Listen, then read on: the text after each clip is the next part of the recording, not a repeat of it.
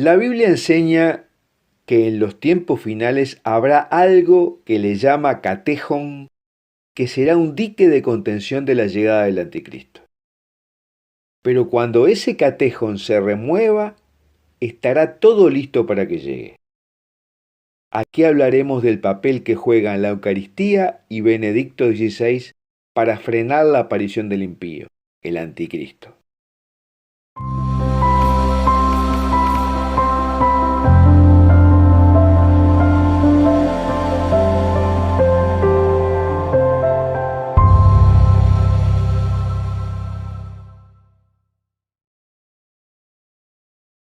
San Pablo en la carta a los tesalonicenses nos habla sobre el fin de los tiempos y dice que para que esto se despliegue, primero debe darse una gran apostasía antes del fin, lo que significa que muchos van a abandonar la fe.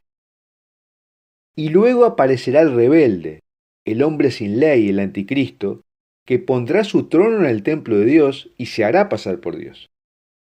San Juan por su parte dice que el anticristo tiene que salir de las mismas filas cristianas. Pero San Pablo menciona que hay algo que lo detiene. Pero cuando este freno acabe, este hombre sin ley hará milagros, señales y prodigios y regirá el mundo. Y los hombres que no acogieron la verdad, o sea, a Jesús, se perderán. Los padres de la Iglesia han utilizado el término catejón para dar a entender lo que San Pablo explica, el obstáculo que detiene la llegada del anticristo. Y sacan como conclusión que existen dos figuras que retienen la venida del anticristo: una institución y una persona. Y esto sucede en cada época de gran crisis de la Iglesia Católica. Por ejemplo, en la Edad Media hubo una época oscura de corrupción dentro de la Iglesia Católica. No estaba firme el catejón de la institución. Pero aparecieron San Francisco de Asís y Santo Domingo, que funcionaron como el catejón humano, o sea, el dique de contención al anticristo. Y alrededor de ellos se recompuso la Iglesia y se fortaleció el catejón institución. Pero por otro lado, el libro de Daniel profetiza que al final de los tiempos va a desaparecer el sacrificio y se instalará la abominación desoladora en la casa de Dios, o sea, en la Iglesia como institución. Y es por esto que el padre Carlos Cancelado explica que el catejón es retenido gracias a la Eucaristía, y que conforme las personas vayan dejando de creer en la presencia real, va a ser más fácil eliminar el santo sacrificio. O sea, que el dique de contención institucional que frena la llegada del anticristo es la fe que los católicos tienen sobre la transustanciación del pan y el vino en el cuerpo y la sangre de Cristo. Pero eso se está erosionando rápidamente, a pesar de la existencia de milagros eucarísticos corroborados por la ciencia en nuestros días, pero en los que el asombro no suele ser la reacción unánime de los católicos, sino más bien la indiferencia. Y esta falta de asombro se notó en la crisis sanitaria, cuando muchos sacerdotes han mantenido las iglesias cerradas sin mayor escozor, transmitiendo las misas online. Y luego cuando las reaperturas impusieron un tratamiento profiláctico a la comunión, como si en esta no estuviera dentro el omnipotente Rey del universo. Pero también los laicos han tenido culpa, porque con tal de recibir la Eucaristía han permitido que sea dada como una simple comida.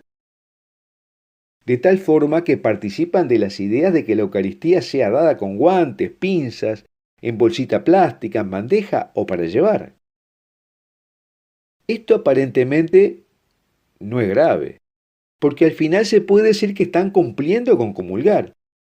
Sin embargo, el testimonio de este tipo de actos desvaloriza totalmente la comunión, al punto que las personas pueden creer que es una simple comida.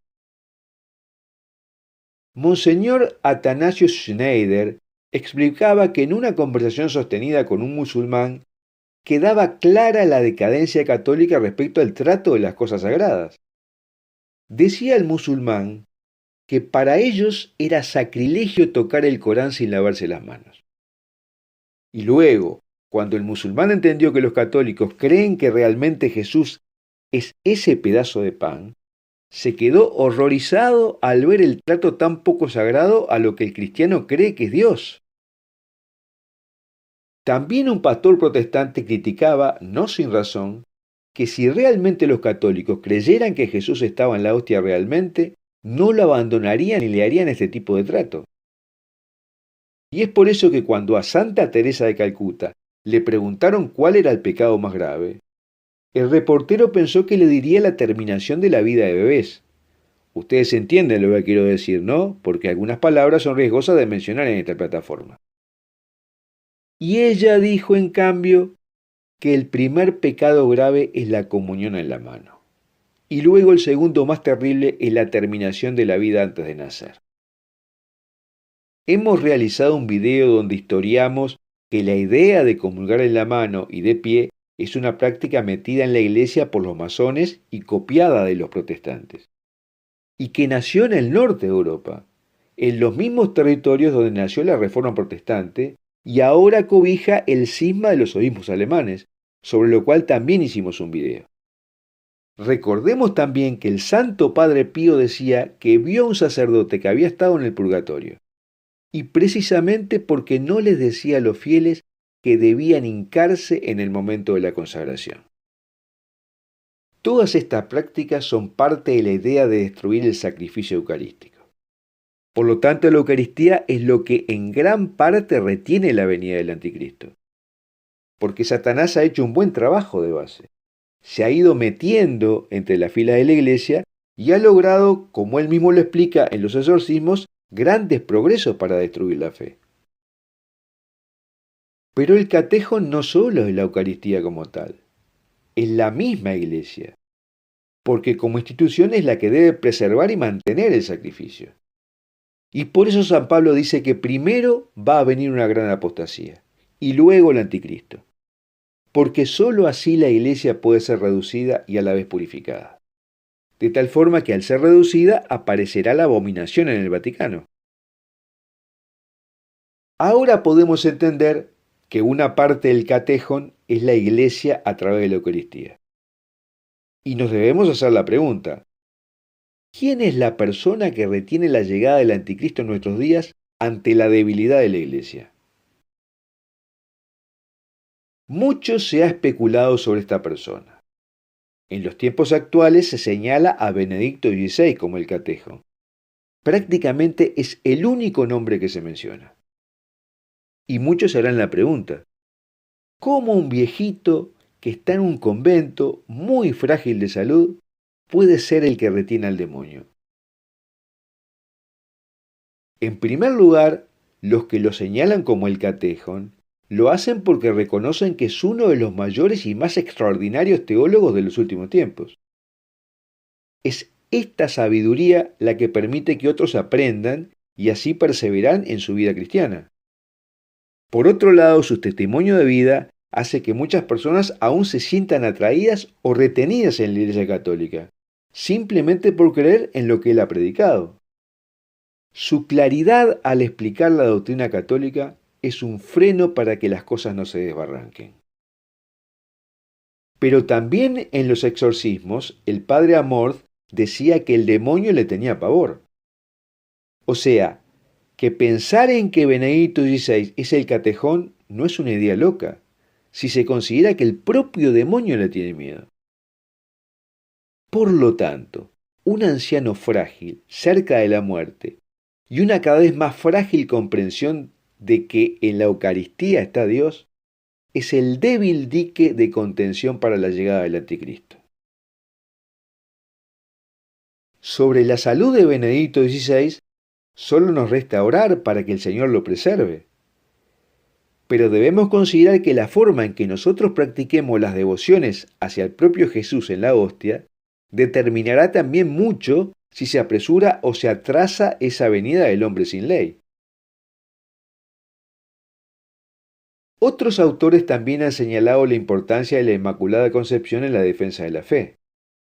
En primer lugar, cuando la iglesia sea reducida, se habla que la sede de la iglesia se cambiará a Portugal. Y debemos recordar que este país pertenecía a España. Y Jesucristo dijo que iba a reinar con más fuerza en España que en otras partes del mundo. Y además la Virgen de Fátima dijo que Portugal siempre conservaría la fe.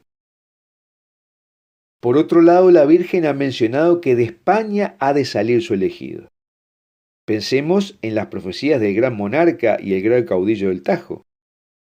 Y es que ha sido España una gran portadora de la defensa de la Virgen, porque la Inmaculada mantiene a los obispos en la perseverancia.